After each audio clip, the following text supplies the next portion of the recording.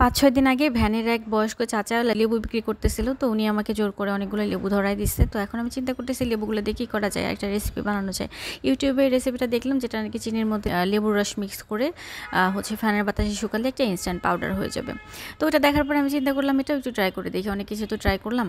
তো আমি এরকম একটা কাপের মধ্যে লেবু জুস বানাই নিছি। প্রথমে সেটাকে এরকম একটা চালনির মধ্যে দিয়ে দিছি, কারণ আমি চিন্তা করলাম একটু ছড়ানো ছিটানো থাকলে ভালো হবে, বড় কিছু একটা ঢাকনা নিয়েছি।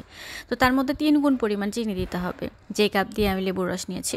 তো ওই কাপে লেবুর রস নেওয়ার পরে 3 গুণ পরিমাণ চিনি দিলাম। চিনি দেওয়ার পরে সেটা ভালো করে মিক্স করে নিচ্ছি। তো ভিডিওতে যেটা দেখানো হয়েছিল যে এটা ফ্যানের বাতাসে শুকাতে হবে, রোদে দেওয়া যাবে না। তো আল্লাহরও কি কাজ, আমি যেদিন থেকে কাজ শুরু করছি ওদিন থেকে রোদে উদা হয়ে গেছে, শুধু বৃষ্টিই পড়ে। তো আজকে থেকে প্রায় 5-6 দিনের আগের কাহিনী এটা। এই যে এইভাবে আমি রেডি করলাম, রেডি করে এটা রাতের বেলা করছি, রাতের বেলা রেডি করে আমি এটা ফ্যানের নিচে রেখে দিছি।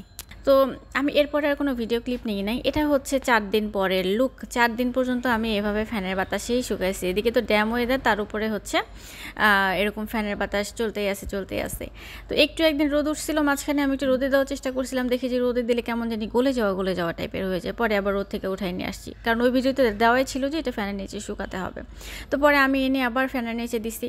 তো 5ম দিনের দিন এটা আমি আর ধৈর্য কুলাইলো না, আমি আমার মেয়েকে বলতেছি, আম্মু এটা কিছু হবে না, এটাতে চলো শরবত বানায় খেয়ে ফেলি, না হয় এটাতে জাল দিই।